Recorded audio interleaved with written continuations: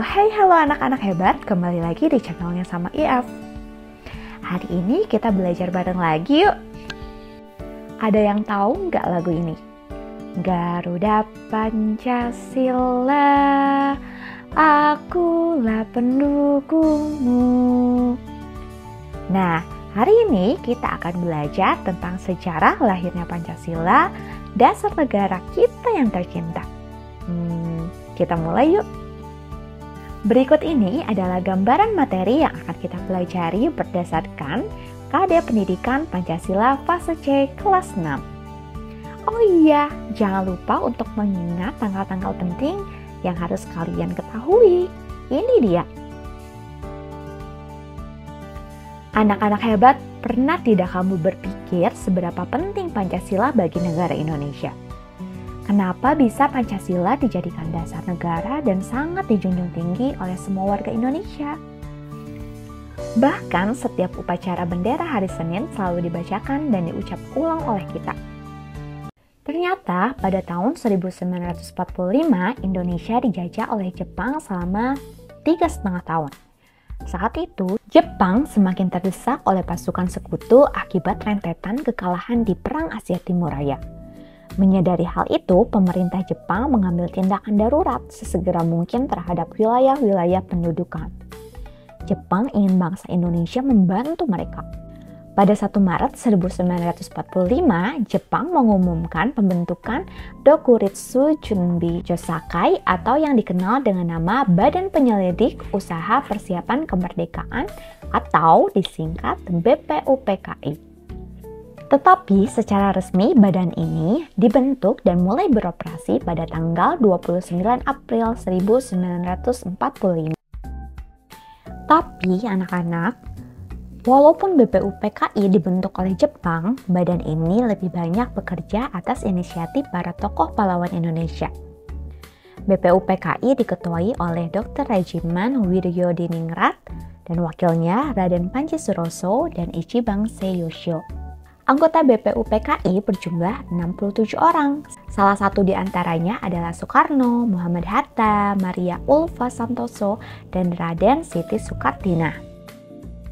Sidang pertama BPUPKI berlangsung dari tanggal 29 Mei hingga 1 Juni 1945 di Gedung Chousang-in atau dikenal dengan Gedung Pancasila.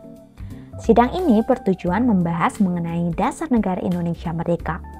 Tercatat 3 orang memberikan pidatonya, yaitu Muhammad Yamin, Supomo, dan Soekarno.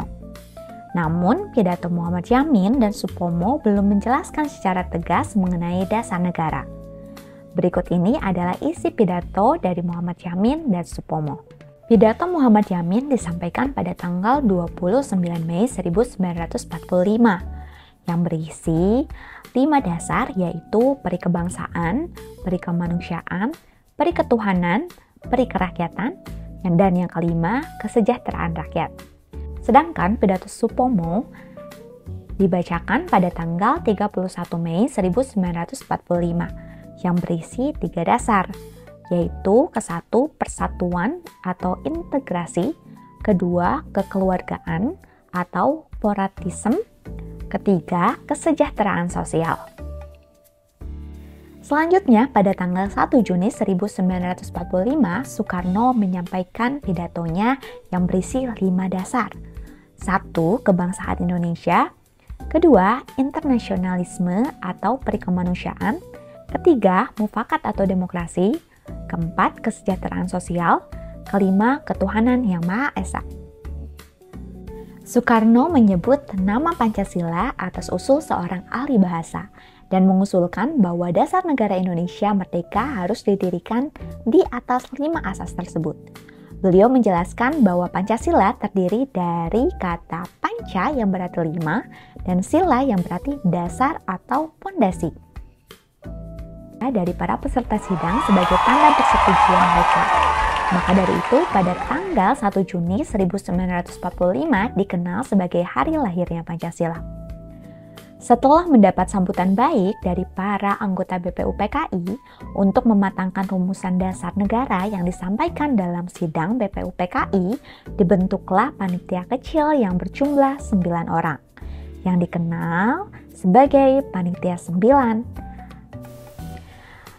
Kesembilan orang tersebut adalah Soekarno, Muhammad Hatta, Ahmad Subarjo, Muhammad Yamin, Wahid Hasyim, Abdul Kahal Musyakir, Abi Kusno Cokrosujoso, Haji Agus Salim, dan A. Maramis. Pada tanggal 22 Juni 1945, Panitia 9 menyelesaikan suatu rumusan dasar negara Republik Indonesia yang disebut Piagam Jakarta. Berikut ini adalah isi dari Piagam Jakarta. 1. Ketuhanan dengan kewajiban menjalankan syariat Islam bagi pemeluk-pemeluknya. 2. Kemanusiaan yang adil dan beradab. 3. Persatuan Indonesia. 4. Kerakyatan yang dipimpin oleh hikmah kebijaksanaan dalam pemusyawaratan perwakilan. 5. Keadilan sosial bagi seluruh rakyat Indonesia. Selanjutnya, pada tanggal 10 Juli 1945, BPUPKI membentuk Panitia Perancangan UUD dengan Soekarno sebagai ketuanya. Panitia Perancang UUD menyetujui bahwa Piagam Jakarta menjadi rancangan pembukaan Undang-Undang Dasar 1945.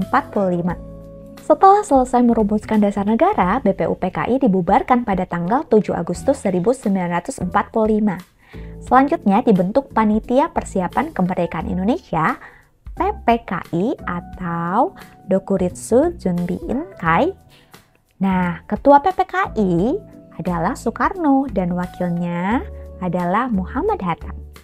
PPKI beranggotakan 21 orang, lebih sedikit dibandingkan anggota dari BPUPKI. Setelah memiliki dasar negara, bangsa Indonesia semakin percaya diri dalam menyatakan kemerdekaannya pada tanggal 17 Agustus 1945. Pada tanggal 18 Agustus 1945, sehari setelah proklamasi kemerdekaan, sila pertama dari Piagam Jakarta, yaitu ketuhanan dengan kewajiban menjalankan syariat Islam bagi pemeluk-pemeluknya, diubah menjadi ketuhanan yang Maha Esa. Perubahan tersebut dihasilkan setelah diskusi dengan tokoh Islam. Salah satu pertimbangannya, kemerdekaan Indonesia adalah hasil dari perjuangan rakyat Indonesia yang memiliki keyakinan yang beragam. Makanya, sila pertama Pancasila dirubah menjadi ketuhanan yang Maha Esa. Pancasila menjadi dasar negara yang mempersatukan seluruh rakyat Indonesia. Keputusan Presiden nomor 24 tahun 2016 menetapkan tanggal 1 Juni 1945 sebagai hari lahir Pancasila. Setiap tanggal 1 Juni diperingati sebagai lahirnya Pancasila untuk mengingatkan kita akan pentingnya nilai-nilai Pancasila dalam kehidupan sehari-hari. Ada beberapa makna dari Pancasila. Pertama adalah Pancasila sebagai dasar negara. Kedua, Pancasila sebagai pemersatu bangsa. Yang ketiga, Pancasila sebagai jati diri bangsa.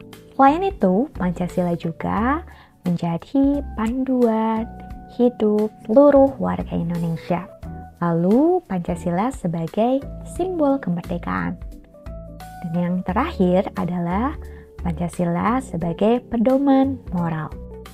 Nah, kalian sudah tahu nih tentang kronologis lahirnya Pancasila. Dari awal mula Pancasila yang diawali dari penjajahan Jepang, lalu pembentukan BPUPKI, lalu PPKI, dan yang terakhir adalah perubahan sila pertama Pancasila. Terima kasih anak-anak hebat sudah mau belajar bersama tentang kronologi sejarah lahirnya Pancasila.